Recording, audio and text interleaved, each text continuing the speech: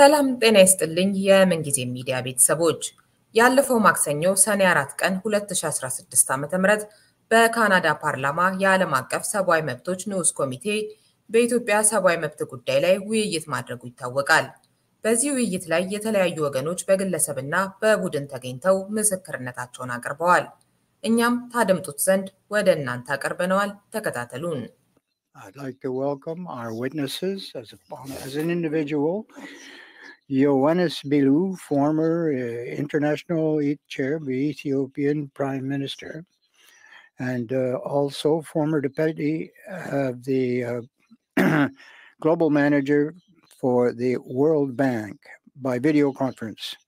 Meaza Jeriad Brin, independent researcher, human rights defender, also by video conference. The Canadian Amhara Societies Alliance. Wasn't Yitma Bayin Amhara par video movement. Ethnic Canadians for Human Rights.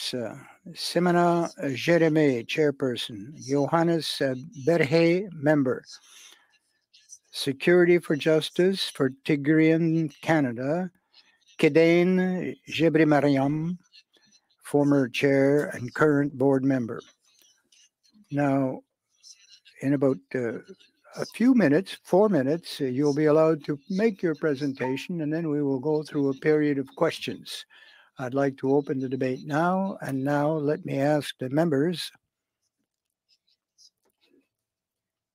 I've read that part. Now allow me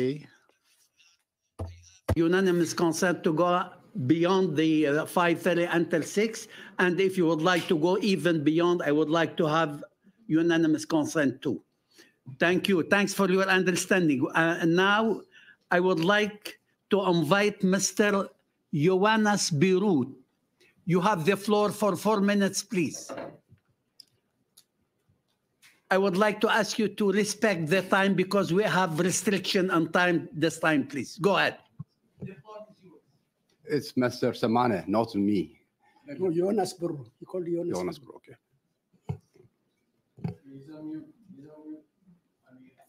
You are unmuted, sir. You are on mute. Please unmute yourself. Please unmute yourself. Yeah, is that right? Yes. Go. Okay. My apologies. No problem. Okay. Yes, Mr. Chairman. In November 2022, the Ethiopian government and the TPLF signed a ceasefire in Pretoria. Sadly, the humanitarian crisis has not improved. The Prime Minister has launched a new war in the Amhara region on top of an already raging war in the Oromo region. These two regions account for 61% of the nation's population and 87% of its food production. Furthermore, in April 2024, Tigrayan forces opened a new war against Amhara forces, leading to the displacement of 50,000 people. TPLF is preparing to start another war in a second front. In the past, its interventions, the international community has humanitarian and geostrategic reasons to intervene. In the past, its interventions have been focused on Tigray. Two factors explain this. First, the TPLF has a robust international public relations campaign. Second, TPLF digital army terrorizes foreigners who oppose their narratives. The head of Tigrayan government is on the record stating, "We do not care their nationality. We will hunt them down." Hunt they have done. Some of the hunted are Canadians. Today, two international witnesses are testifying confidentially to avoid the wrath of digital terror group.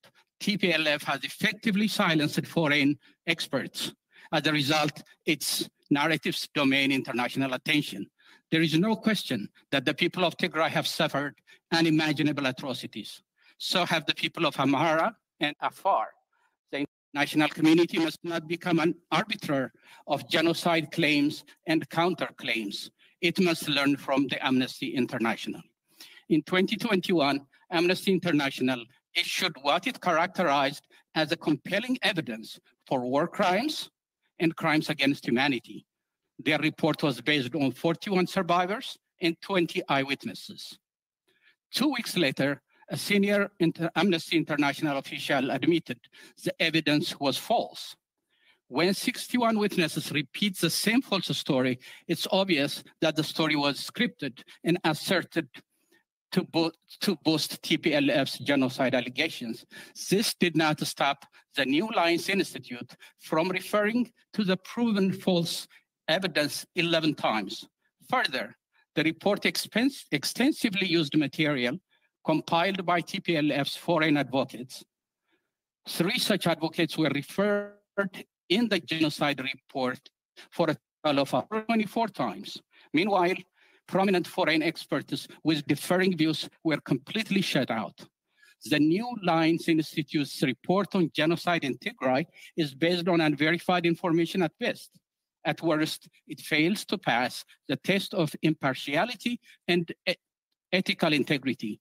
In the best of circumstances, its utility does not go beyond making a case for unfettered international investigations.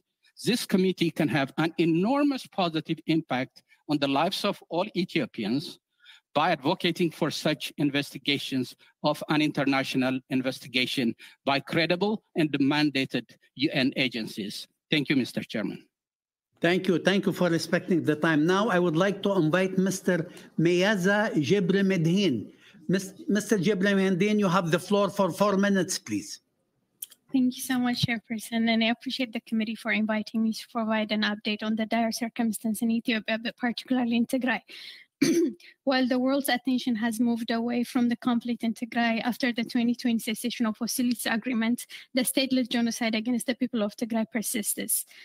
The Ethiopian government has the people of Tigray in chokehold, with Amhara and Eritrean forces continuing to commit crimes against humanity and what we believe is a stateless genocide in occupied parts of Tigray. 40% of Tigray to date remains under the illegal occupation of the Amhara forces and the Eritrean forces.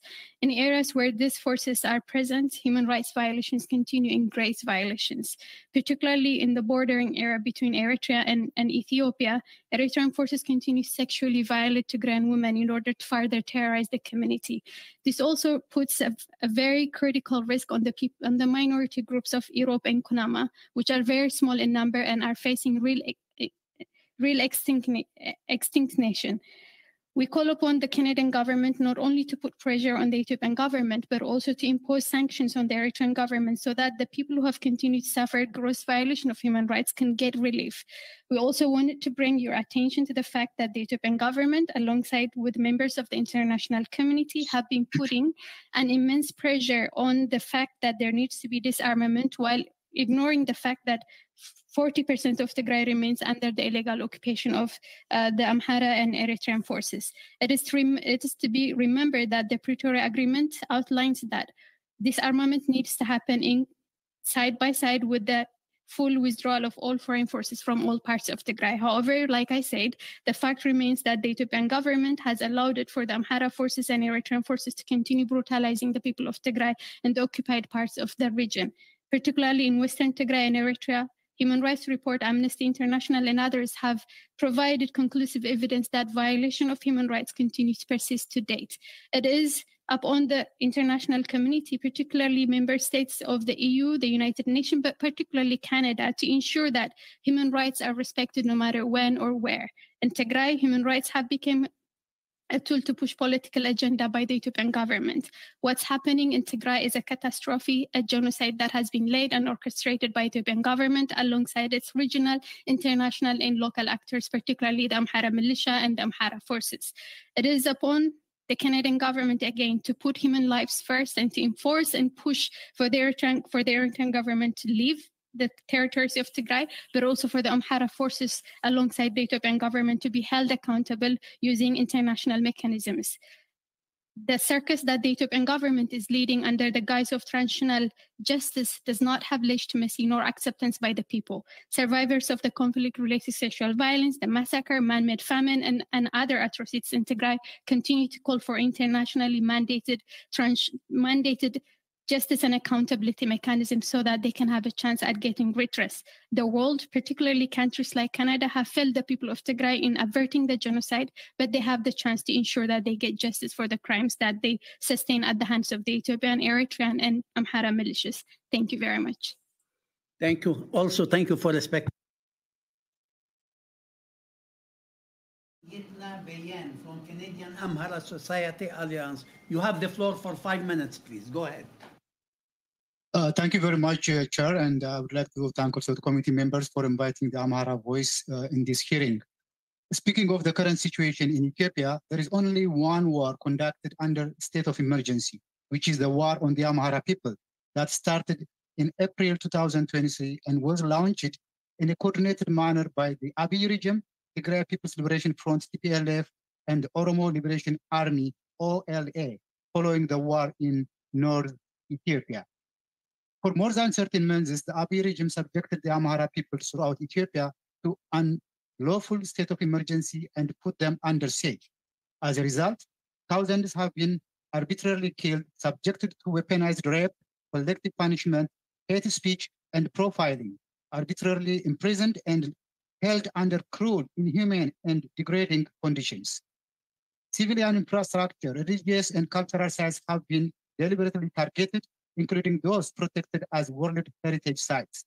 The use of schools as a military camps has forced over 4.1 million children out of school. Millions in need are not receiving humanitarian relief. TPLF, in a clear violation of the cessation of hostility agreement, it signed on November 2, 2022, launched attack in Raya and Talamd areas since April 12, 2024, committing ethnic cleansing, where scores of civilians are killed and young children are burned alive. Ethnic-based attacks have continued in Oromia region. On May 31st, 2024 alone, Oromo Liberation Army militants killed and abducted Amhara civilians in West Shoa zone. All these coordinated attacks by the Abiy regime, TPLF, and OLA demonstrate a pattern of deliberate acts which have the hallmarks of genocide, war crimes, and crime against humanity. Considering the imminent existential threat and after exhausting all peaceful venues in response to the ongoing genocide, the Amhara people had no other option but to exercise their human and legal rights to self-defense, led by the heroic Fano movement. The Amhara Fano represents a diverse cross-section of the Amhara society, including farmers, business people, civil servants, medical doctors, engineers, university professors, and school teachers. In less than a year, the Fano movement has gained control of 90% of the Amhara region, established democratic interim administrations, and brought peace to areas under their control. Here is our recommendation. We urge the Canadian government to explicitly condemn the Abiy regime for its atrocities against the Amhara people and take urgent measures as: 1, demand the Abiy army and TPLF forces leave the Amhara region immediately, demand ending telephone blockouts, including internet in the Amhara region, allow aid organizations in the Amhara region to provide humanitarian assistance, pressure countries such as United Arab Emirates and Turkey to stop supplying weapons, including drones, to the Abiy regime, refrain from supporting the so-called national dialogue and transitional justice process promoted by Abiy regime to prolong its stay on power and avoid accountability for heinous crimes it committed. Impose sanctions against the Abiy regime, including economic and diplomatic. And lastly, refrain from funding the Abiy regime, TPLF, and OLA directly or indirectly. It is worth noting that last month, the Canadian Minister of International Development, the Honorable Ahmed Hussein, announced 14 million Canadian dollars to support disarmament, demobilization, and reintegration. TPLF proudly uses such funds to reinvade Amharas. As Canadian citizens and taxpayers, the Amhara diaspora strongly opposes Canada's promoting double standards in its policy toward the Amhara people. Instead, we urge Canada to make a meaningful shift in its policy and act. Please wrap it up. Time is out, please. To stop genocidal war on the Amhara people and promote genuine peace, democracy, and justice in Ethiopia. Thank you very much. Thank you. Now I would like to invite Mr. Semana Jamel, President from Ethio Canadians for Human Rights. You have the floor for 5 minutes, sir. Go ahead. Canadians for Human Rights makes a special reference to human rights violations in the Amhara and Oromia regions. Ethiopia's crisis stems from the 1995 constitution that changed administrative borders from a unified republic to a federation of ethnic regional states drawn on ethnic fault lines. Unlike Canada's democracy, Ethiopia's constitution grants rights to ethnic groups over individual rights. Ethnic federalism is troubled with inconsistencies, as ethnic communities don't live in discrete homelands. Ethnic homelands had endless conflicts among 85 ethnic groups that coexisted for centuries. After 3 decades of experiment of ethnic federalism, Ethiopians were fed up of it. In 2018, Ethiopia and the international community welcomed Prime Minister Abiy with euphoria. Hopes for change and reform were further emboldened when the Prime Minister received the Nobel Prize in 2019. Regrettably, the unfortunate Ethiopians got neither peace and security nor political reform. Between 2018 and 23, there were 5,000 clashes, indicating 1,060 conflicts a year as reported by BBC, of which 58% happened in the Amhara region alone. Conflicts crippled government functions as 65% of the country is out of regime's hands. Land transport to regional capitals is risky or closed for traffic. Due to the state of emergency, the Amhara region atrocities are committed against Amharas, particularly in schools, churches, and mosques. Drone attacks have been a hallmark of government campaigns. The emergency subjected activists, journalists, and religious leaders to disappearances, executions, and detentions. Amharas who lived in harmony in all parts of the country for centuries are brutally killed, demonized, labeled, and displaced, leading to ethnic cleansing and genocide. Human rights abuses are appalling in the Oromia region, where Amharas are slaughtered like a chicken, as reported by The Guardian. Killings and wanton human rights violations are concocted and acted by government authorities, as chronicled by the US Ethiopia 2023 human rights, often against international humanitarian law and Ethiopian constitution itself. Human Rights Watch reported that National Defense Forces massacred scores of Amhara civilians in the Amhara and Oromia regions in what the European Center for Law and Justice called it the Marawi, Burayo, Shashamane, and Metakal massacres, and so forth. Amhara farmers, the historical breadwinners, are denied fertilizers, as is a means used to starve the people by political fiat. This happens when the United Nations reported over 30 million people are needing urgent food assistance. The intent of genocide is amplified with the government of Ethiopia threatening to slaughter thousands of people overnight and warning its opponents of a consequence deadlier than the Red Terror of the 70s, which the African Union reported over 700,000 killed at the time. The fighting, anarchy, and genocide may soon be internationalized. Cognizant of the dire human rights situation in Ethiopia, we recommend for Canada, a home for over 100,000 Ethio-Canadian taxpayers, to call the government of Ethiopia release Amhara and Oromo parliamentarians arrested unconstitutionally.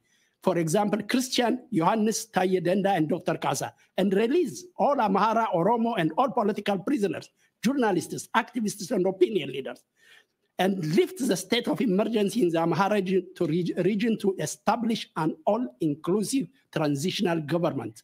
Stop meddling in religious affairs and guarantee citizens' right to religious freedom. And for Canada, we should unequivocally condemn the government of Ethiopia's despicable killings of rape and marginalization of Amhara women, girls, and mothers. And Canada must immediately work to save lives by providing emergency humanitarian assistance to the Amhara people who suffered more than any other region.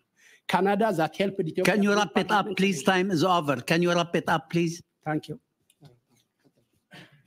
Thank you. And now I would like to invite Johannes Berhe, I would like to invite Mr. Kidan Jebre Mariam, ancien président membre actuel du Conseil d'administration, for 4 minutes, please. Mr. Kidan. Thank you. Thank you for the opportunity to speak to you. My opening statement focuses on the situation in the Tigray region of Ethiopia. During the 2-year war, from November 2022 to November 2022, in the Tigray region of Ethiopia, about 1 million civilians have been killed, more than 120,000 women have been raped, about 2 million people have been internally displaced. More than 100,000 persons have been externally displaced. Socioeconomic infrastructure, including health facilities and educational institutions, factories, and small industries. Excuse me, we have point of order. Yes. Just so it's not distracting, the bells are going, which we would normally pause. I move that we continue and we can just vote on our apps. Okay, let's go. Thank you, Mr. Lake. Excuse me, you continue. Thank you. More than 100,000 have been externally displaced. Socioeconomic infrastructure, including health facilities and educational institutions, factories, and small industries have been destroyed by the joint forces of Ethiopia, Eritrea, and Amhara region. It is reported by the International Commission of Human Rights Experts on Ethiopia, Human Rights Watch, Amnesty International, New Line Institute, and the U.S. Department that war crimes, crimes against humanity, ethnic cleansing, and gender-based violence have been committed by the joint forces. I believe that the degree of atrocities, massacre, rapes, and drone attacks, siege and blockade of basic services that the people of Tigray faced was unprecedented and so horrific and amount to genocide. According to the genocide convention in the Rome statute of the International Criminal Court, Article 6, genocide means any of the following acts committed with intent to destroy in whole or in part national, ethnic, racial, religious groups such as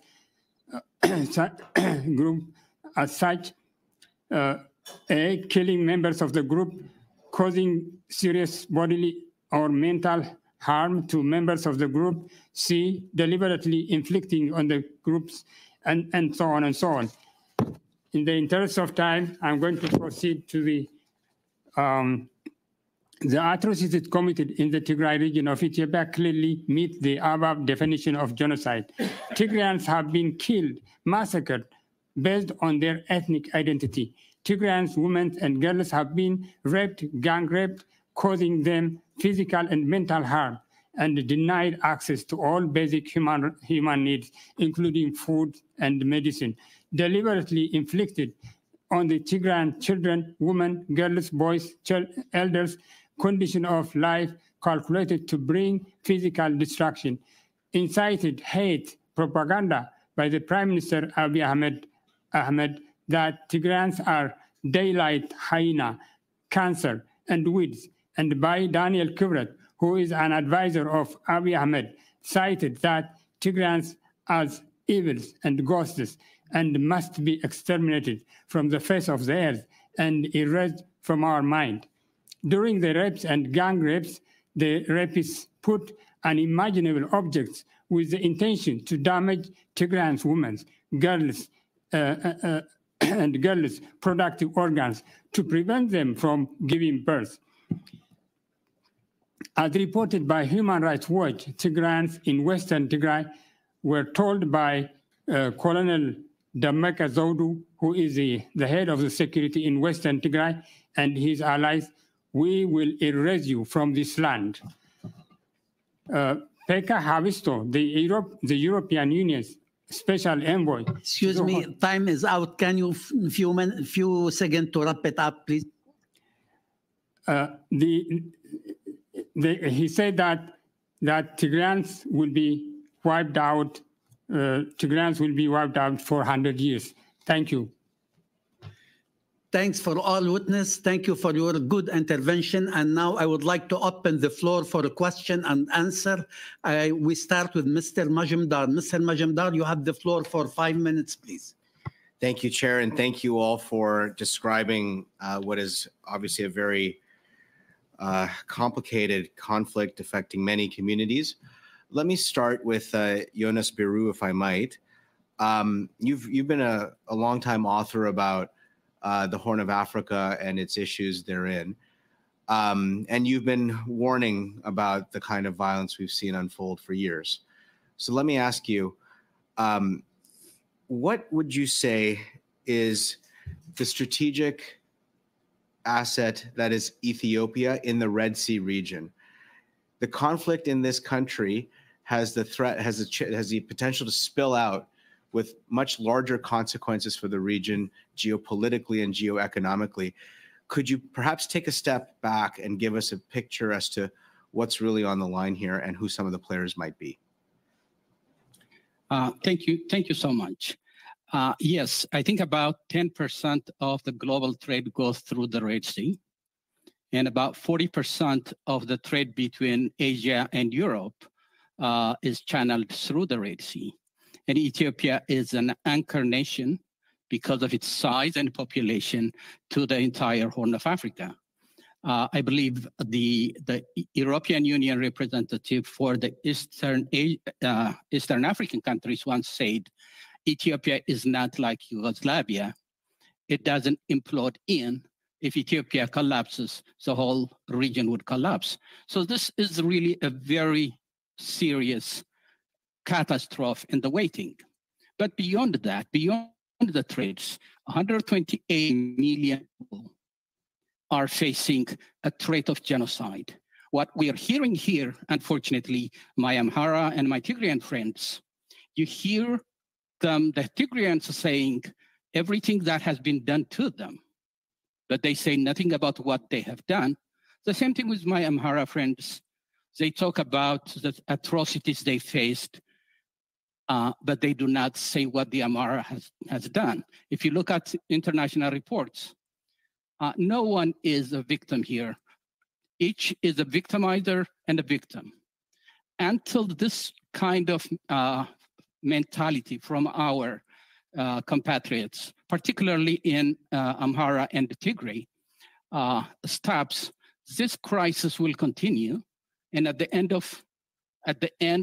it is the people of Tigray and the people of Amhara suffering. We have seen the Amnesty International reports. We have seen all have been condemned of crime against humanity. We have heard this genocide, each group throwing like a common word. The only organization that came close to announcing genocide was the last report by the new institute, and anybody who has read it can tell, as I said, it reads like a TPLF document. So what the Canadian government and the world can help is perhaps not to invite us to come and complain about what happened to our people, but maybe to find a common ground. How can we move away from this, claims of genocide and counterclaim and help solve the problem with help from the international community? Thank you. Do I have a minute or two? 2 minutes. Okay. 1 minute. So I'll be brief, Jonas Biru. You used to be the Deputy Global Manager of the International Economic Comparison Program at the World Bank. You have tools to think about different models of governance. You have a minute. But the origin story of Ethiopia's ethnic federalism lasted for 27 years, and then it broke. What broke?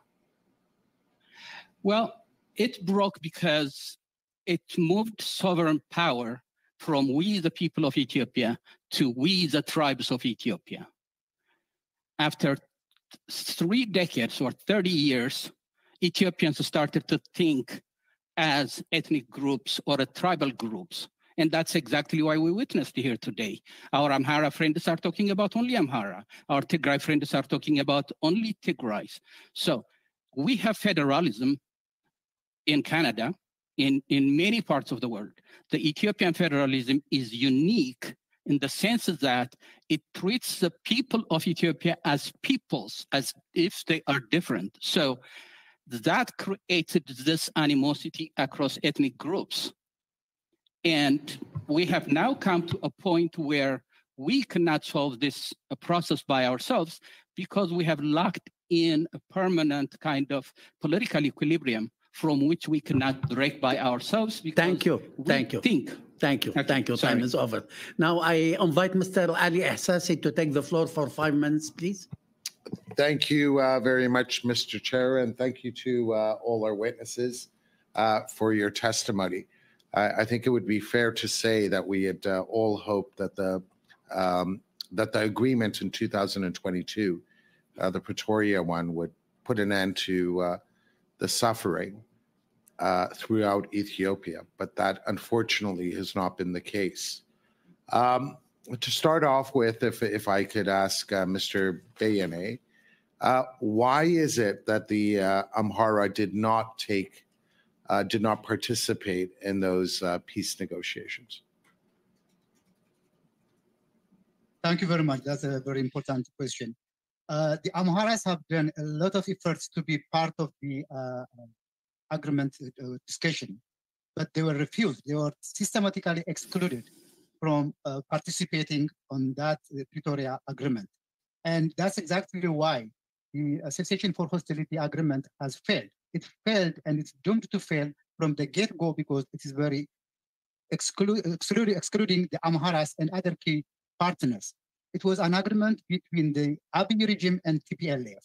And the Western world, including Canada, has to take full responsibility in that role. Had it been all-inclusive, that would have been brought maybe, potentially, a better outcome. And what we see now, the war on Amhara, what we witness now is a mere reflection of the failure of the COHA. So now if I could go to Mr. Jemere, is it your contention that the Amhara were excluded as well? And to the extent that that may be your response, is there an opportunity for a sequencing where there would be discussions between the central government and the Amhara? Are you asking me about whether there is a discussion between the Amhara and the central government? Why did they not partake in the peace negotiations that led to the secession agreement of 2022? Well, this is a very interesting question because I think we have to put this question to the government of Ethiopia and to the TPLF. But the reason why they did not invite the Amhara colleagues is that they think that they are very contentious and they think that they are the oppressors and they want to exclude them because they have been excluding them from time immemorial since the TPLF government. Before that peace agreement with the central government, the Amhara got along, correct? Yeah. Sorry, my hearing aid is not cooperating. I can take it up. Yeah. Okay. As Mr. Beyene said, the Amharas were not included in the discussion. And after all, who said Amharas should be participating in the discussion and the Tigray group must be participating? If it is a peace deal, if it's a peace agreement, it must have involved all parties, all stakeholders that have participated in one way or another in the conflict in northern Ethiopia. Like the Amharas were affected because of the war, the Afar region, another region adjoining the Tigray region, was affected. Neither the Afar or the Amhara groups were invited. And it's because the Abiy government wanted to take advantage of the international pressure so that he could make a backdoor deal without even further discussing the... So you're saying there was no invitation and you couldn't partake in that? Yeah. So if someone were to say that the Abiy government should enter into negotiations, what would the preconditions be? Well, I can't speak on behalf of the Amharas. I'm here representing Ethio-Canadians. Generally, where you follow what is of concern. What would have been the best forum for the peace deal would have been to bring all stakeholders in the country, including the Oromo Liberation Army. There are different factions of the Oromos, including the TPLF or other Tigrayan groups, all Amhara groups and Afar regions. Even in Gambella and Benishangul, there are some groups. So all those stakeholders must have been put together to discuss the national issues. That would be an Ethiopian solution, a win-win solution. Thank you. If I could add here, we don't understand why the Amhara was excluded. It's not only the Amhara who is excluded. It is the Afars who are also excluded because the northern war affected both the Amhara and the Afar region as well as Tigray. So the reason why the government of Ethiopia and the TPLF people excluded Amhara and Afar, it is it is beyond us. We couldn't be able to understand the reason. Fair And if you don't bring both, then there is no reason of a negotiation at all. And Mr. Biro, if I could go to you to ensure that these discussions do move forward, to ensure that the hostilities that we have seen over the course of the past 2 years do not continue. What is required? What is the path forward? I'm sorry, we can't hear you, Mr. Biro. I think Ethiopia's political problem lies with 3 tribal groups, Amhara, Tigray, and Oromo. But Ethiopia has 84 different tribes or ethnic groups. The only way this process can move is moving the center of gravity of the political process away from Amhara, Oromo, Tigray nexus. Historically, these groups have animosity, particularly animosity that has gotten worse over the last 30 years and since the Tigray or the Northern War. So what we see when we bring these groups together, when now we say, oh, Amhara should have been involved in the process, I don't think that would have made any difference. The platform needs to change. The paradigm needs to change outside of the current tribal issue so that the people we bring to the table are not talking about my people. Excuse me, time is out. Please, can you up? Sorry, thanks. Okay, pretty much. Thank you. Alexis Brunel-Duceppe to take the floor for 5 minutes, please. Merci, Monsieur le Président. Merci à tous les témoins. Thank you, Chair. Thanks to the witness. I think it's very obvious today that we haven't had much time for questions and answers. Ms. Gerimariam, I'm sorry if I didn't pronounce your name correctly. Is it the Tigrani people are saying that they are under genocide and murder, and what of the Amhara people? Are they not suffering as well? On ne sera pas touché par ça, hein? OK, merci. Thank you. OK. Okay. Yeah, thank you so much for the question. The Tigray people have indeed been under the state-led genocide since November 2020. However, we do recognize the fact that there is no peace and stability across the country, including in Amhara.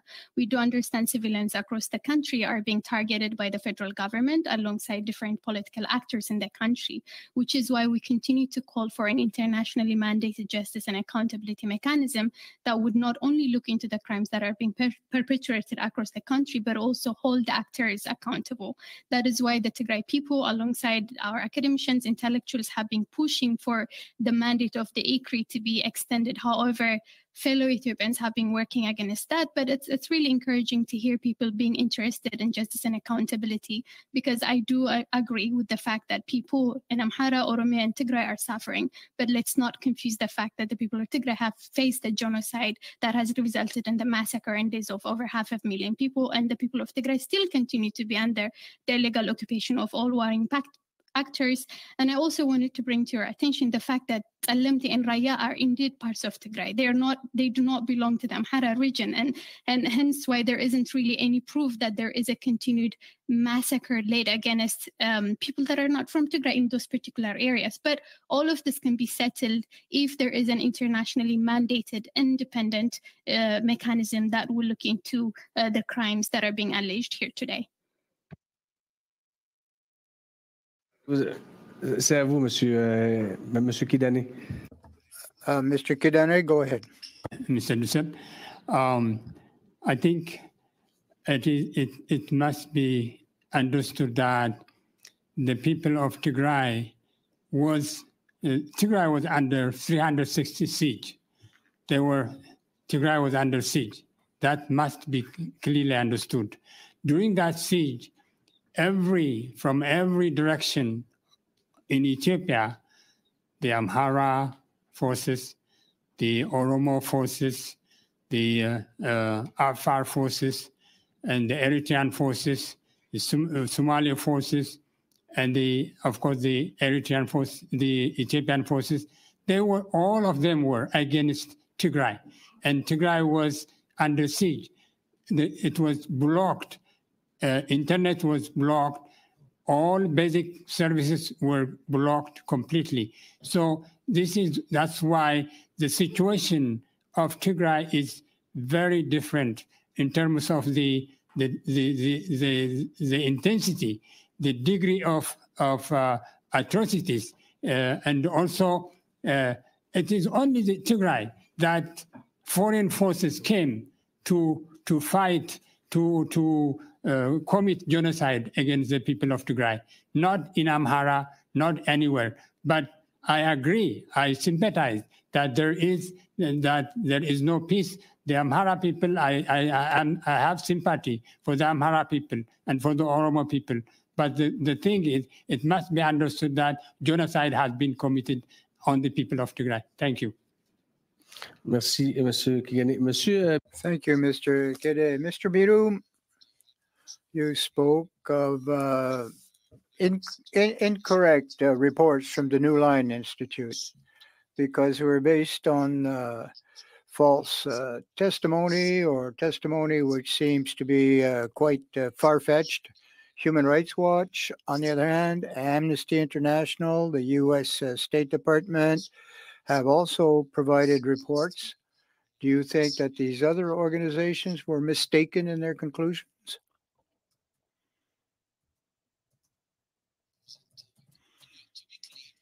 All the other international organizations, what they have said is, when it comes to atrocities in Tigray, the Amhara, the Tigrayans, and the Eritreans, the Amhara, and the federal government have committed war crime against humanity, and crimes of starvation and war as a tool, as a war tool. In the meantime, the same institutions have said the Eritrean forces did exactly the same. Actually, the Amnesty International says Tigrayan forces do not have an iota of humanity. Can you wrap it up, please? Okay.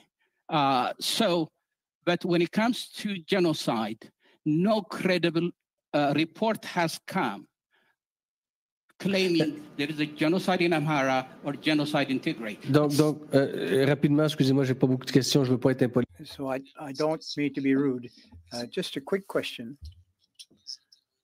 All the interveners are equally responsible, or is one more guilty than the other? Quickly, is this for me? Oh. Yes. Yeah. This is why I said the international community should not be in the business of arbitrating genocide and counter-genocide claims. What we need is an international investigation. So now what we see is Tigrayans and Amhara activists claiming a genocide was committed to their people. No credible international organization has come and claimed, except for activists of this group. Thank you for your answer. Helps the country. Thank you. Thank you. Now, Mr. Yon, you have the floor for 5 minutes, please. Thank you. Thank you to all the witnesses for your important testimony, your courage, and for representing so many people that are just been subjected to terrible human rights violations and the terrible atrocities that are happening in Ethiopia. I know that Mr. Burhe, you haven't had a chance to speak yet, and your group, the Ethio-Canadians for Human Rights, it represents really a true cross-section of Ethiopian ethno-linguistic groups. And we heard about the failure of the Pretoria Agreement, the inner conflict. We're really hoping, I think, at this committee today is how we can best support, getting peace and stability in Ethiopia. Maybe you can talk about the situation in Ethiopia, that it's so dire, and your view, and what is the best way forward to resolve the country's political ills? First of all, I share with Ms. Maza and Mr. Kidani, we share the same heritage. And what I see the claim in terms of genocide in Tigray or any other place sometimes it misses the point. First of all, they are entitled to their own opinion, but they are not entitled to their own facts. The facts on the ground is completely different. At this time, there is a cessation of conflict in Tigray, and the TPLF has total control in Tigray. Yet there is famine in Tigray, and they still accuse the other part of Ethiopia, like Amhara or Afar. So the sole responsibility when it comes to Tigray at this moment is on TPLF. As a matter of fact, TPLF is with the Abiy government. They are the deciding factor now. So we cannot talk. This is what disappoints me. They don't talk what is happening now to Tigrayans. They are suffering now, the famine. So TPLF for the last 30 years was in power. 27 years was in power in the central government. So the sole power for the last 30 years plus in Tigray is the TPLF. Are Tigrayans better off now than 30 years ago? No, they are worse now. And the sole responsibility is on TPLF. And they are not partner in peace. And if we want peace, we have to make sure that, first of all, Tigrayan and Amhara, they share culture, and they have been living for years, for centuries together. And most Tigrayans, they go to other parts of Ethiopia to make a living. My family, they went from Tigray to other parts of Ethiopia, and they lived peacefully. Thank you very much. Appreciate that. Mr. Kabede, can you talk about, the Ethiopian constitution in 1995? Is that the root of the problem here with Ethiopia? If so, what needs to be done? Thank you for the question. Well, the root cause of the current crisis in Ethiopia is the constitution that was adopted in 1995. As Dr. Bru said, it entitled nations and nationalities full rights while denying rights to individuals.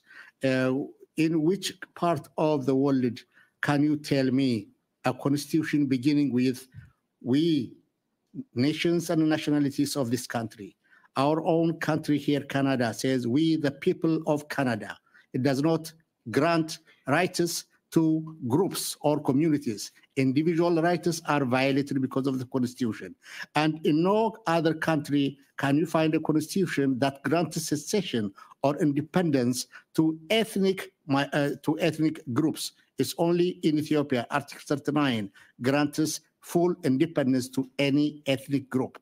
And we have a country with a population of 120 with ethnic groups of 80 plus. But the constitution granted regional statehood to 9 regions. And 9 regions means, can we have 80 plus provinces or 80 plus regions?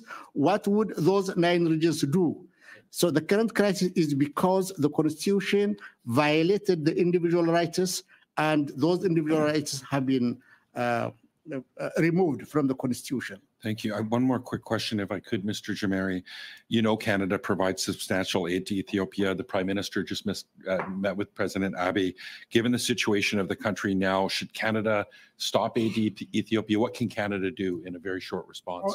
Thank you very much. This is a very interesting question, and I answer it very easily, this one. In my own opinion, and in our opinion, I don't think Canadian government have to stop aid to the Ethiopian people and to the Ethiopian government. But we have to differentiate between humanitarian aid and development aid. In our opinion, I think development aid has to be stopped, whereas humanitarian aid has to be enhanced, because we are interested in saving lives, not in killing lives. That's how I would see it. Thank you. Thank you so much. Thank you, Mr. Gore. Thank you for all witnesses. On behalf of the committee members and all the staff, we would like to thank you. Thank you for your presence. Thank you for sharing good ideas and opinion. And if you think you will have additional values, idea, or opinion to share, you could always write to the clerk. Thanks for your presence. Now, I would like to suspend in order to go for vote.